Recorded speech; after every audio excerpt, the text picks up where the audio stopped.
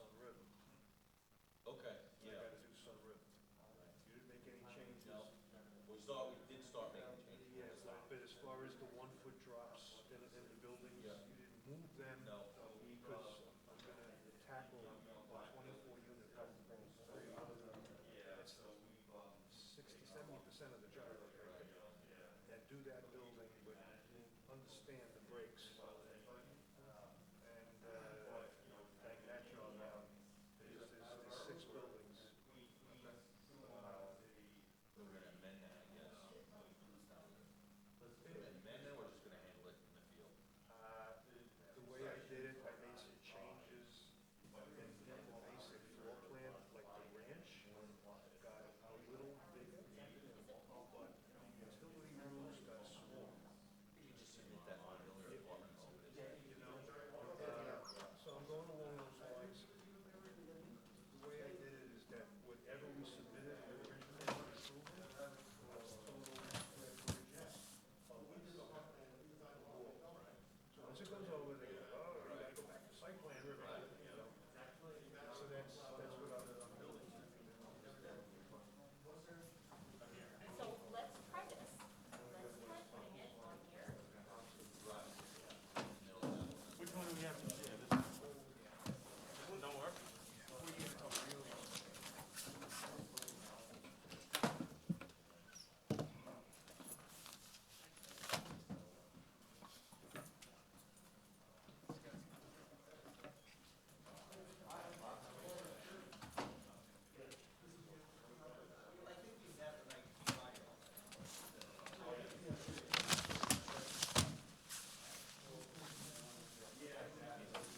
Shut my ringer off on my phone.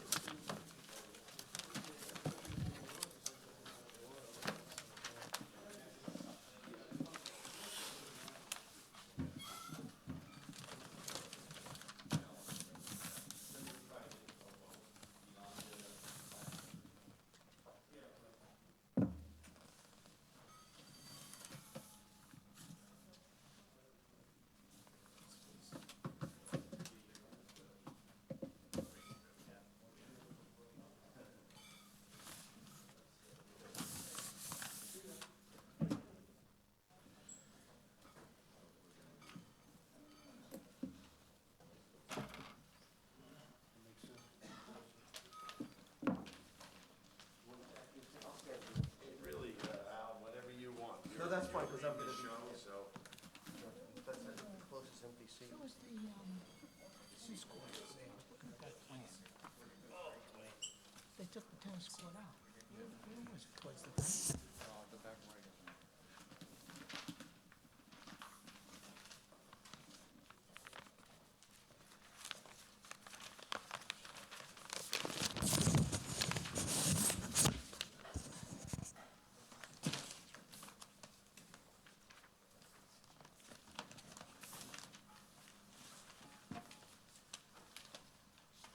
Where is he? This guy.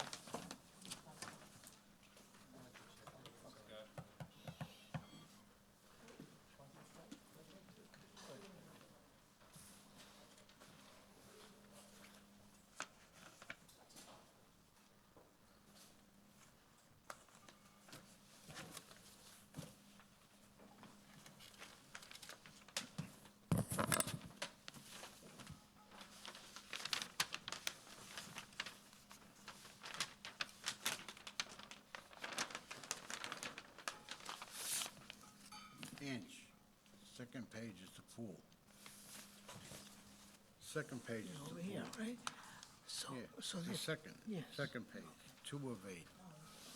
I was asking about the tennis court, too. Because they took that Here's the out. tape. Over there, okay.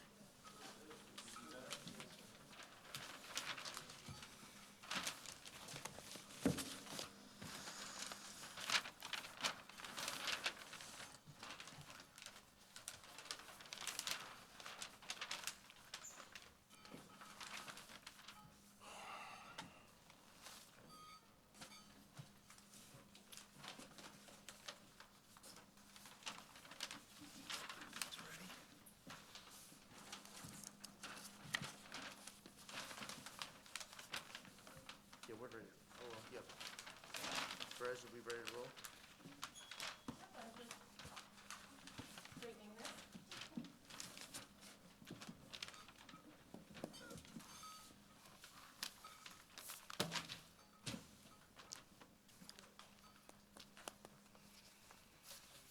You ready? Okay. Good evening and welcome to the Planning Advisory Board meeting of April 15th, 2021. I would ask you to please stand for the Pledge of Allegiance led by Member Chabina. I pledge allegiance To the flag of the United States of America, and to the republic which it stands, one nation, under God, indivisible, with liberty and justice for all. Hey, good evening. Mr. Byrne, please call the roll. Chairman Stanko. Present? Member Di Leonardo. Present. Member Chabina. present. Member Warner. Member Castellane. Member Byrne is present. Chairman, you have a quorum. Okay, we have one item this evening. Norwich Gate, Heatherwood, 600 Pine Hollow Road, East Norwich. The applicant is seeking a site plan recommendation from the Planning Advisory Board in accordance with the town's site design standards. This site plan application involves the construction of several one-story private garages and storage structures. Proposed modifications to reduce the size of an existing building and the removal of an existing tennis court in order to construct an addition to an existing recreation building along with associated site improvements. The proposed use for the subject property is a permitted use pursuant to Chapter 246, Table 5.2 of the Code of the Town of Oyster Bay. The format for the evening is a presentation from the applicant. Any questions that the board, any comments, questions from the board that they may have? And then if there's any residents in attendance, I'm not sure if there are, but if there are any in attendance, they can, ask questions and provide comments, and I would ask them to just step forward and add their name and address for the record. Do we have any correspondence on this, Mr. Byrne?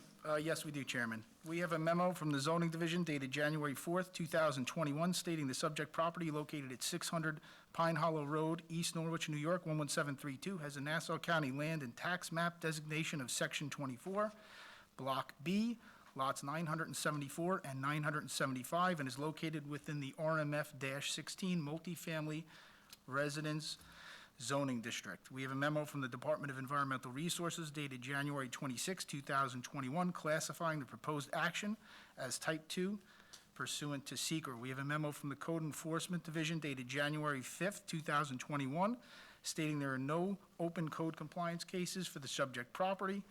We have correspondence from New York State Department of Transportation dated March 19th, 2021, stating that there will be no impact to the state right-of-way and they have no comments. We have correspondence from the Nassau County Planning Commission dated March 19th, 2021, recommending local determination for this project.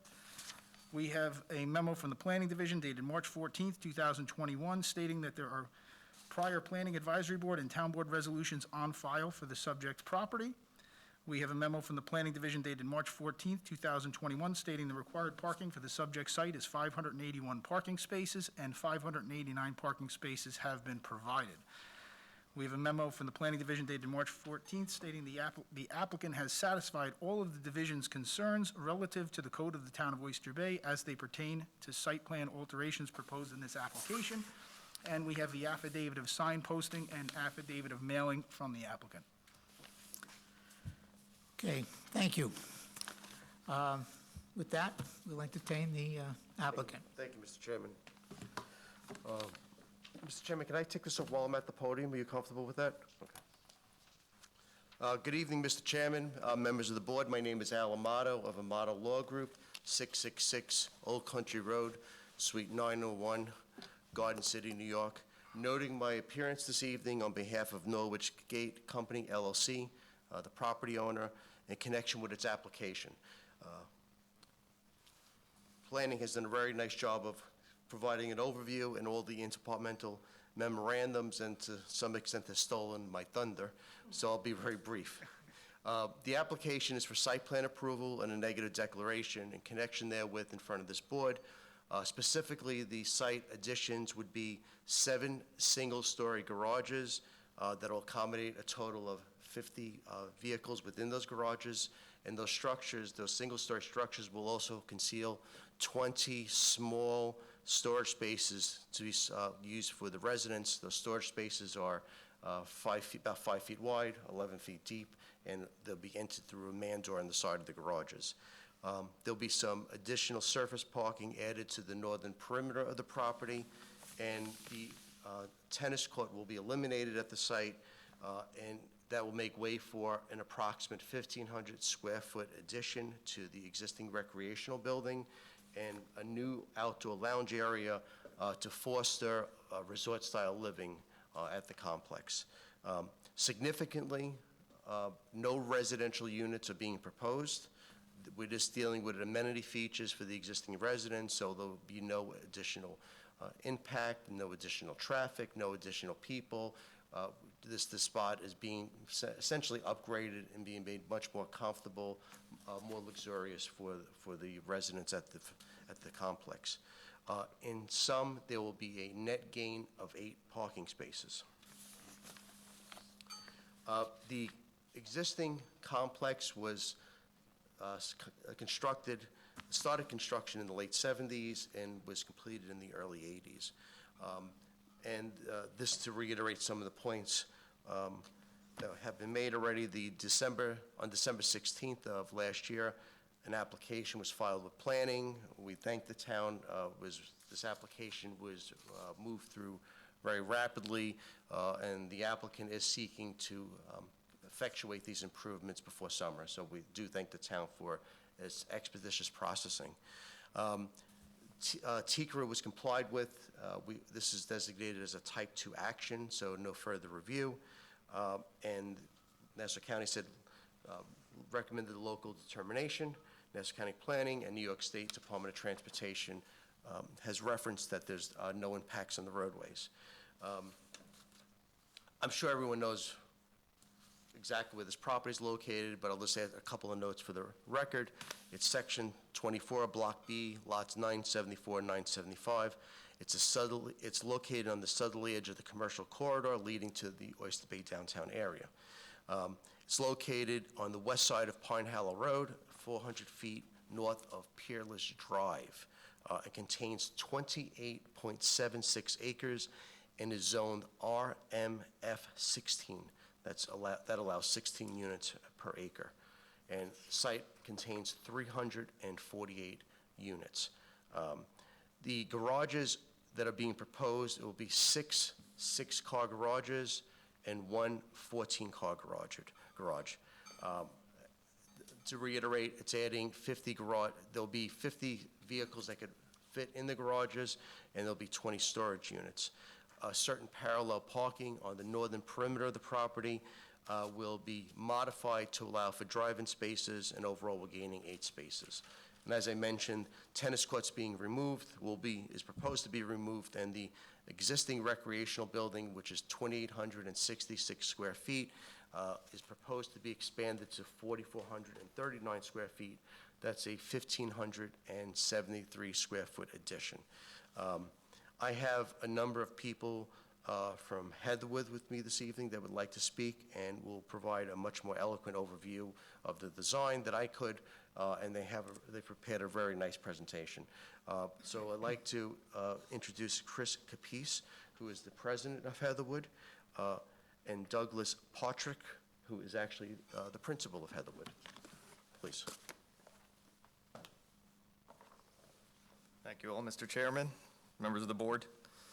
It's nice to see people face to face for a change these days, and thank you. We'll move through the presentation quickly. I know it's a short agenda and people want to get home. So, you know, usually we're making these presentations for new projects. This community is special to us. We built it over 40 years ago, which represents a very significant investment for us here. And although it's a 40-year-old property, we maintain it in a Class A way, and I think the amenities that we're introducing here are Class A amenities, and we wanted to show some of the methodology and rigor behind that. So Max, if you would, this is the existing site. These are the areas that we're going to be touching on the site, inclusive of the clubhouse, the exterior in and around the pool area and seating areas, and the garages. Continue. So the genesis of this was a community survey that we have 348 units, okay? Our response was 213 resident responses. In our industry, typical's about 15%. So we had great active engagement on this. We got great resident feedback. And some of the things that we talked about and we heard from the residents were interest in storage, garages, seating spaces, and again, in kind of this new normal, what we'll call a, post-COVID sort of environment, we had to make some considerations too, because these units were built, again, 40 years ago, a little smaller in nature, don't provide the same sort of space, so we needed to think about what are the interior and exterior spaces that we want to introduce. So next. Okay, so renovate our interior spaces and really refresh the fitness offering, enhance the seating areas. Repositioning of our exterior amenity spaces, fire pit, outdoor barbecue, seating areas, and enhanced parking and storage options like we discussed. So next.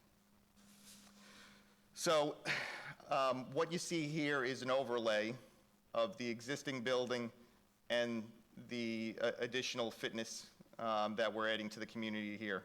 So as you can see, it protrudes into the existing tennis courts. The tennis courts aren't used, 40 years ago, they were used much more. Nowadays, they're not used all that much. We have an older clientele over there, and at the end of the day, you have 4 people that use the tennis courts. And so what we did was we wanted to expand the fitness offering and then create additional outdoor seating in here and create a relationship between this new outdoor seating area and the pool, which will remain exactly in place. Go to the next slide. And Max, start to hit the, yep.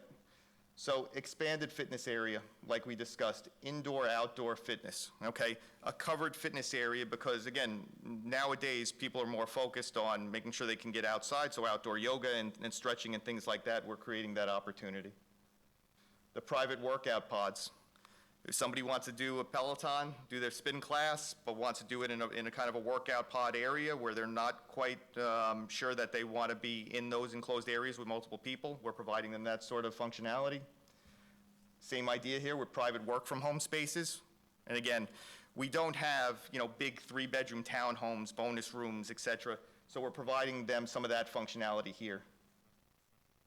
And then semi-private gathering spaces, right? 2 people can meet. 3 people can meet. Again, small, we'll think of them as smaller conference areas. And then enhanced seating areas that are tangential and at the exterior of the clubhouse. What you're seeing here is a glass wall, right? Windows, windows, windows at the corner. And that creates your relationship to the outdoor spaces. Right here is an indoor-outdoor fireplace, double-sided. And here's some precedent imagery that we've been using as inspiration imagery. Again, the idea, smaller spaces, introduction of some transom windows, some oversized windows here, create that indoor-outdoor feeling. You see some of the whitewashed features, the warm woods up here, and and materials. How do we relate some of the older facades that, again, you have some brick, you have some stone, you have some siding. How do we kind of relate that to what's going on with something that's going to look a little more refreshed? And the same idea here with kind of that corner, which this is something that we're going to be moving closer towards where you're going to have that outdoor seating area next to an open indoor area. So courtyard exterior. So just to orient you, here's the indoor-outdoor fireplace. Here's our baths and storage building. We've pulled that back slightly here to kind of create that relationship between the pool and new courtyard area. Again, pool remains exactly where it is in place. We're refreshing the area in and around the pool. Pavers, you see some day beds in here. We're thinking of how are we creating more of a resort type lifestyle here in a North Shore community. Barbecue areas over here with some outdoor seating. This space I'll show you on the next page. It's hard to conceptualize this in plan, but you have basically a fireplace area right here with seating that's going to be around it. And then you have individual little seating benches here. Again, one of the things that we see from our residents a lot is they will literally take their beach chairs, lawn chairs, and put them out front, outside of their home, right on some of the pocket parks, the green spaces, and they'll sit there. We're providing something that's a little more functional for them out here. And this is sort of the concept, you know, when I think about, and Doug and I talk about this a lot, when we think about, okay, what's our landing page, our website, what's the visual? This is going to be pretty special. This is something very unique for Long Island. I don't think anything has been designed like this in a multifamily community. And we give the designers here a lot of credit, like guys like Steve Hansen and Bob Rettenauer, you know, and Mike Marinas. You have an outdoor fireplace here, seating around, lighting, and you've created an element that has some height here with the pergola. Bermed up landscaping around this area back here, which kind of creates a more green environment from the residential buildings and also from the clubhouse. Garages and storage, I won't repeat this too much. These are the locations, okay? So here are the locations of the garages. Here's the additional surface parking, and then Al mentioned the larger garage, which is in this location now back here. And I say 14, I believe it's 14 spaces. So that's it, quick presentation. Again, we don't usually get these opportunities. It's a 348 unit community. It's big for any municipality. So we did want to take the time to, again, walk you through some of the methodology, some of our thinking. And we appreciate you guys taking the time to listen to us. And, you know, we look forward to you know, starting to do some work here, like Al said, sometime this summer. So if anybody has any questions, I think we can answer. I just have one question. Sure. You spoke about several fireplaces out there. I'm assuming that these are going to be gas fireplaces? Correct. Okay. Correct.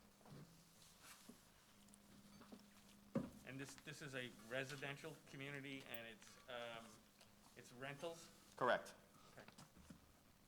The question I have on the garages, it's nicely done, you're pushing it back into the hills, which are substantial Yeah. around that area. And it's almost too great at that point. Mhm. Are there additional drainage or septic Yeah. for that? That's Yeah, going to be so- coming down that hill and up against the back of the Yeah. garage? Yep. It's and as Mike's coming up, well, I'll defer to Mike. He can talk through it. As Mike Marinas. Good evening. My name is Michael Marinas. I'm an engineer with the firm Barrett, Bernacci, and Van Weel, licensed professional in the state of New York. To answer your question, all the new impervious areas that we introduced drainage structures for them specifically. So all the new roof areas are getting new dry wells. The comment that you had with regard to the slopes, what I did was I introduced an under-drain system behind all of the buildings to collect any runoff that would come down these slopes. They get intercepted by a French drain gravel system, which would tie into those dry wells as well. So you've used the entire slope, not just the stopping at the property line. You've anticipated all the water that would fall on the hill? Correct. Coming down to the- Correct.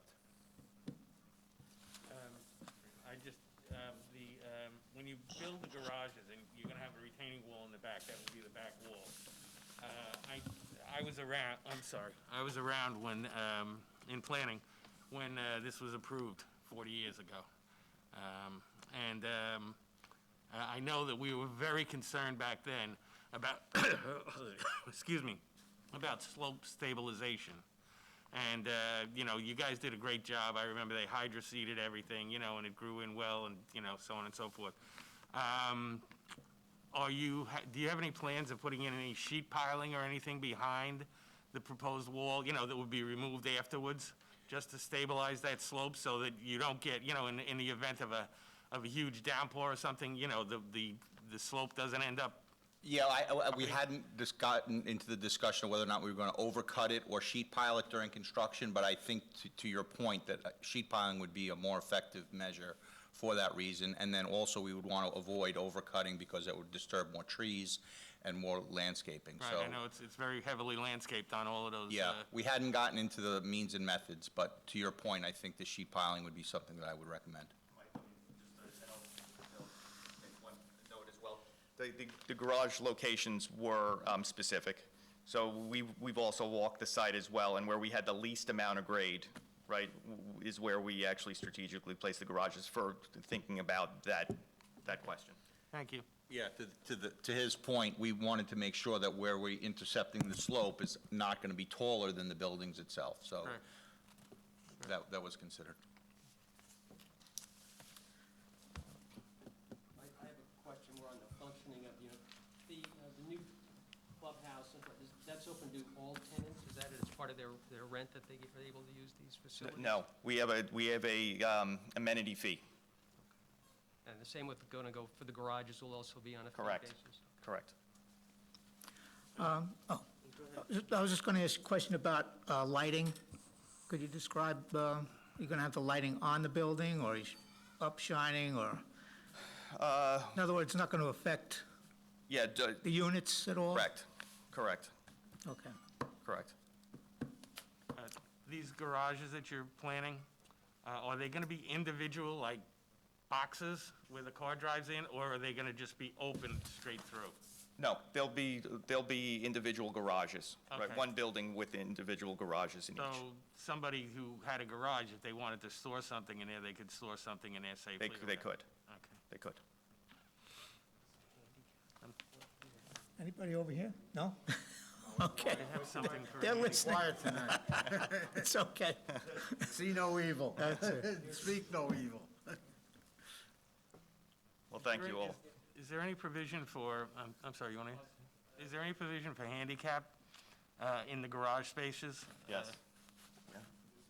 Two, yep. There, That's. what's how the- many out of? Two?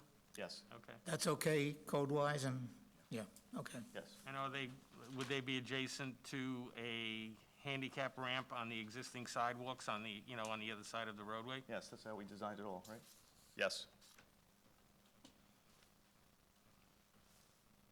Anybody? Go ahead. Is that what the proposed electric service is from the building 10? Is that a walkway or? I'm sorry, which building? From the new garage from building 10. Proposed electric, that's the electric service, okay, I'm sorry, I thought it looked like a walkway. Okay, okay. Okay, anybody else? Okay. Anybody else you going to have anybody else speak on this, or? Thank you. Okay.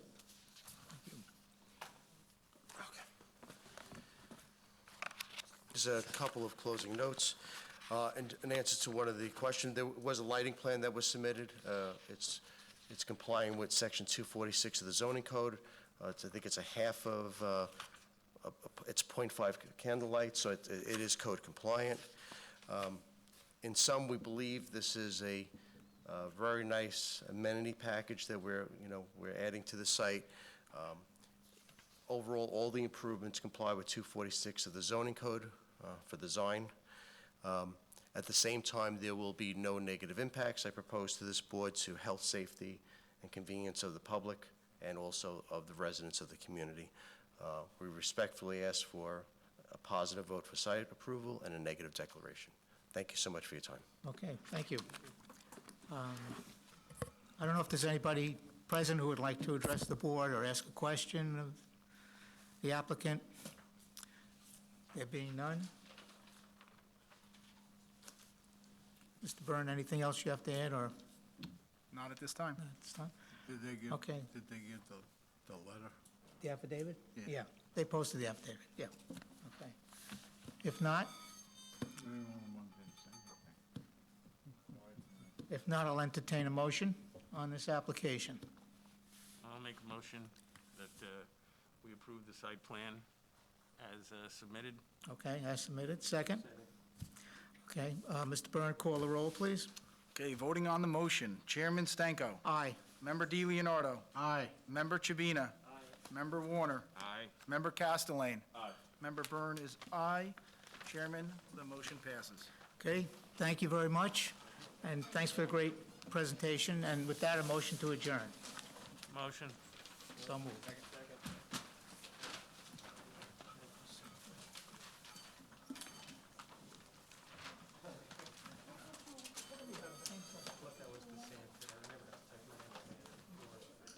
That it was originally the sand pit. Yeah.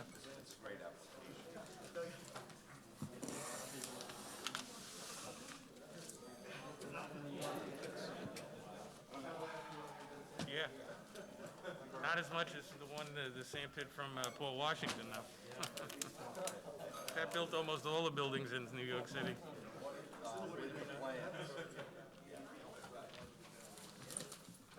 Angelo, Ange.